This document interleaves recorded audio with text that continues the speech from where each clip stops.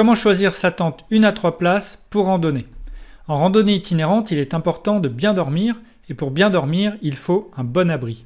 La tente est donc un des éléments les plus importants avec le sac de couchage et le matelas à bien choisir pour passer une bonne nuit. Dans cette vidéo, je vous présente les critères de choix à prendre en compte pour choisir une tente de 1 à 3 places utilisable en 3 saisons pour de la randonnée ou du voyage nature en général. Je me focaliserai donc sur des tentes autoportantes car ce sont les plus polyvalentes. Mais c'est quoi une tente autoportante? Une fois montée, une tente autoportante tient toute seule, sans sardines, donc les piquettes de la tente. Et donc c'est pratique sur un sol trop dur ou trop mou. Alors attention sur ce genre de tente, les sardines sont quand même un peu nécessaires pour tendre la toile extérieure, donc le double toit, et maintenir l'ensemble s'il y a du vent. Mais ces tentes sont extrêmement polyvalentes car la tente intérieure, composée généralement d'une partie en moustiquaire, tient debout toute seule avec ses arceaux. Alors vous pouvez du coup l'utiliser seul sous un abri, même sans planter les sardines, sur un sol en béton par exemple. Autre avantage en utilisation classique avec tente intérieure et double toit, si vous avez du mal à bien planter les sardines sur un sol rocheux, sur de la terre trop dure, un sable mou par exemple, c'est pas très grave parce que les sardines servent surtout à tendre la toile extérieure. Il n'y a donc pas besoin d'avoir beaucoup de tension dans les sardines. Alors évidemment, plus le vent sera fort, plus il faudra quand même bien planter les sardines pour maintenir la tente. Et s'il pleut, la toile extérieure devra être bien tendue pour éviter qu'elle ne touche la tente intérieure, mais ça c'est le même principe sur toutes les tentes. Alors les tentes autoportantes sont donc clairement les plus polyvalentes, mais j'aimerais vous présenter les critères les plus importants pour choisir celle qui vous conviendra le mieux. Pour ces critères, je pars du principe suivant, que quand on investit dans un équipement, pour nos aventures nature en général, on aime bien trouver l'animal à 5 pattes qui nous suivra dans presque toutes les situations. Cela nous permet de limiter notre budget, d'en avoir moins les armoires et de limiter notre impact sur la planète. Alors si ces critères vous parlent, vous êtes au bon endroit. Alors comment choisir une tente autoportante pour randonnée? Voici les 4 critères principaux pour la choisir. Premier critère, le poids d'une tente de randonnée. Les tentes autoportantes ne sont pas les plus légères, mais comme je viens de le dire, ce sont tout de même les plus polyvalentes. Et je trouve que la polyvalence de ces tentes compense largement le petit poids supplémentaire par rapport à une tente non autoportante. Le poids reste évidemment un des critères les plus importants pour choisir sa tente, surtout à pied en randonnée, en sachant que l'épaisseur de la toile influencera beaucoup ce poids, mais aussi la résistance de la tente. Pour vous donner un repère, une bonne tente autoportante, une place, tourne autour d'un gros kilo. Alors deuxième critère, l'épaisseur de la toile de tente. L'épaisseur de la toile est donc le deuxième critère à regarder. Il faut mettre en relation l'épaisseur de la toile et le poids de la tente. Si par exemple je compare 2 tentes de poids égal, je choisirai celle qui propose la toile la plus épaisse pour gagner en résistance et donc en durabilité. L'épaisseur des toiles sont généralement exprimées en deniers, mais toute la tente n'est pas fabriquée dans la même épaisseur. La toile de sol, par exemple de la tente intérieure, le tapis de sol, sera généralement la plus épaisse pour résister au frottement et à l'humidité du sol. Par contre, la partie haute de la toile intérieure sera beaucoup plus fine. Une partie plus ou moins grande sera même souvent fabriquée en moustiquaire. Plus la partie moustiquaire sera grande, plus la tente sera légère. Par contre, elle sera moins protectrice au niveau thermique, mais une bonne ventilation grâce à la moustiquaire évitera la condensation. Si la partie en moustiquaire est petite, ça produira l'effet inverse. Une tente plus lourde, plus chaude, mais moins bien ventilée. Donc une condensation potentiellement un peu plus importante. Et enfin, la toile extérieure sera généralement dans une épaisseur intermédiaire entre la toile de sol et la toile intérieure. Donc les épaisseurs des toiles de tente légères, les plus courantes, varient entre 10 et 40 deniers. Troisième critère, les dimensions de la tente. Attention, certaines tentes ultra légères paraissent top sur le papier, mais vous ne pouvez pas y faire grand-chose tellement vous y êtes à l'étroit à l'intérieur. En cas de mauvais temps et de pluie, vous devez être à l'aise à l'intérieur avec un minimum de place pour bouger et se changer sans toucher la toile intérieure. Dans le cas contraire, la toile intérieure va toucher la toile extérieure et l'eau va vite traverser votre tente et vous mouiller. Alors les 3 dimensions principales à regarder sont donc la longueur, la largeur et la hauteur intérieure. Si vous êtes grand, évidemment, partez plutôt sur des tentes qui proposent des grandes dimensions. Mais autre petit détail à prendre en compte, c'est la verticalité de la toile de tente intérieure sur les côtés. Dans certaines tentes, la toile intérieure est très verticale, grâce à des airceaux qui écartent sur le haut de la tente, alors que d'autres tentes ont une toile beaucoup plus inclinée, en forme de V, en forme de tipi.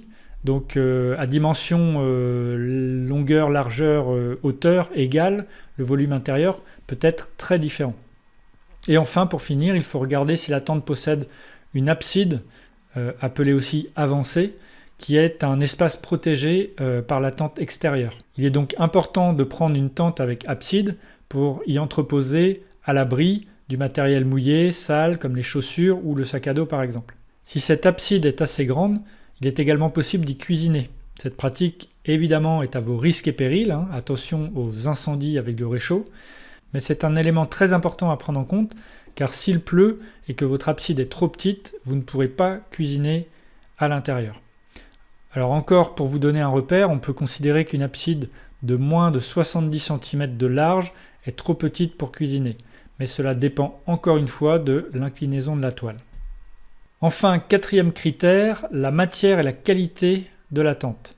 Donc il y a principalement 2 matières qui sont utilisées. La première, c'est le nylon ripstop. Les tentes ultra légères haut de gamme sont fabriquées en nylon ripstop. C'est du nylon siliconé, appelé aussi polyamide. L'avantage, c'est que c'est très léger. L'inconvénient de cette matière, c'est qu'elle se détend et elle se tend en fonction de l'humidité et de la température.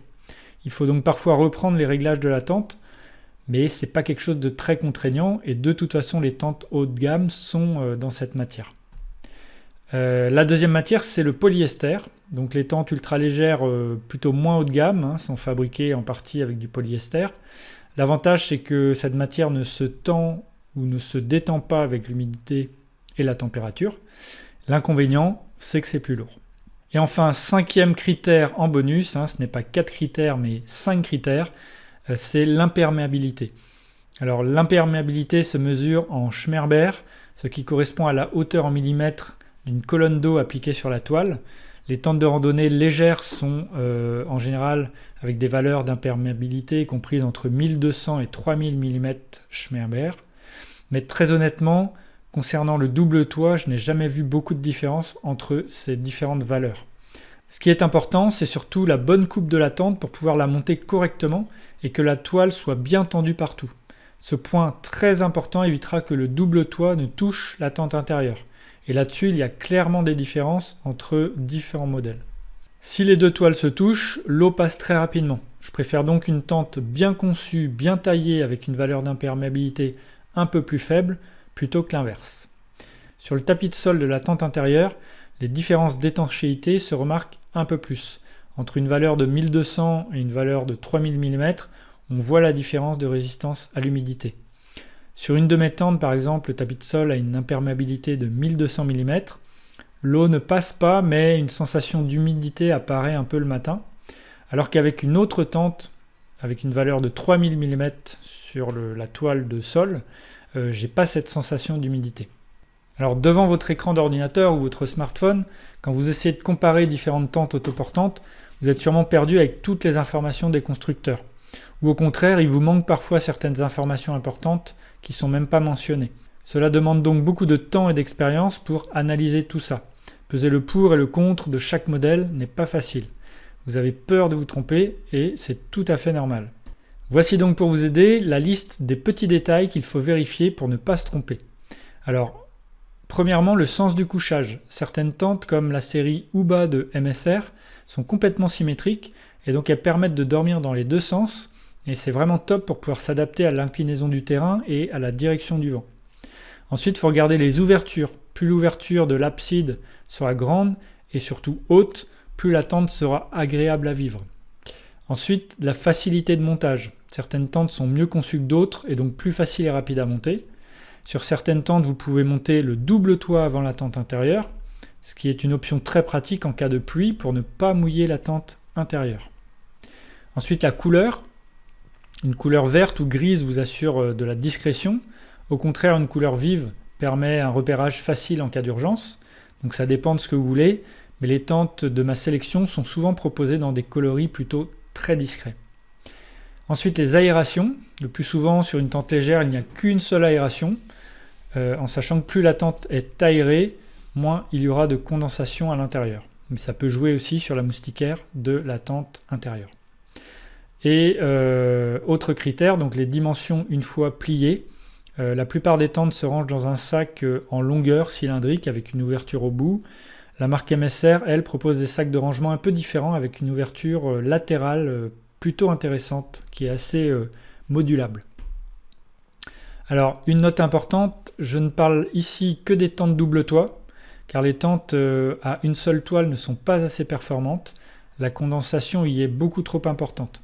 Quand le vent se lève, la toile claque et vous envoie toute la condensation sous forme de gouttelettes qui mouillent votre sac de couchage et vos affaires.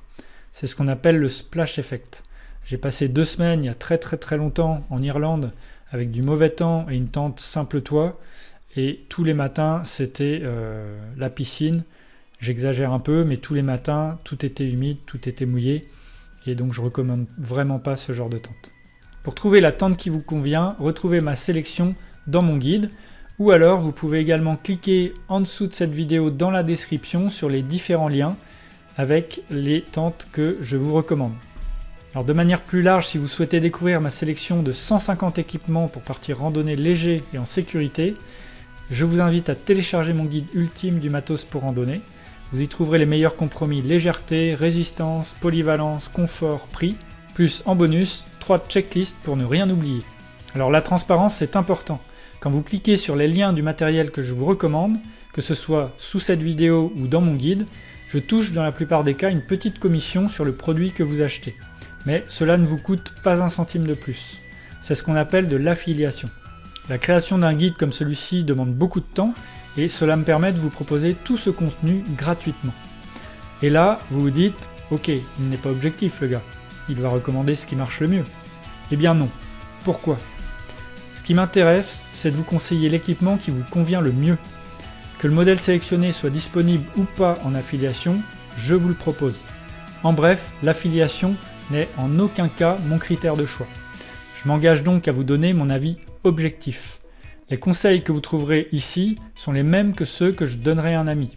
C'est également le matériel que je sélectionne pour mon usage personnel. Enfin, pour continuer sur la transparence de mes recommandations, sachez que je n'ai pas testé l'ensemble du matériel que je vous recommande, mais encore une fois, c'est le matériel que j'ai sélectionné si je devais me rééquiper. Allez, je vous laisse télécharger le guide et à votre tour, vous pouvez m'aider en mettant un pouce bleu et en vous abonnant à la chaîne Besoin d'aventure. Je vous souhaite de belles aventures.